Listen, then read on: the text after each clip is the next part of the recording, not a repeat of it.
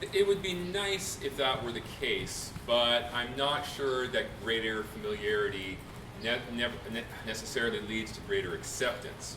I think a lot of times what you find if people even have more exposure to what other people believe, the differences might become even exacerbated further.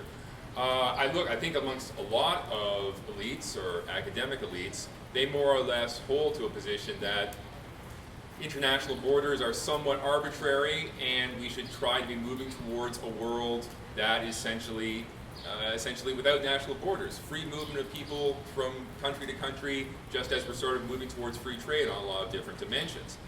I'm not sure that greater familiarity with that perspective is going to cause people who disagree to accept it more or to be less opposed to it. I think at some level here we might see that maybe fundamental interests come into it as well.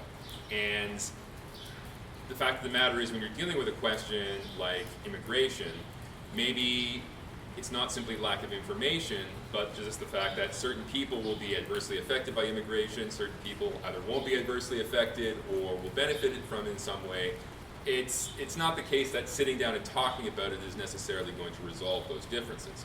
I will say though that a lot of the differences turn on not so much people not understanding the principles that other people adhere to, but disagreements over what the consequences of those principles are.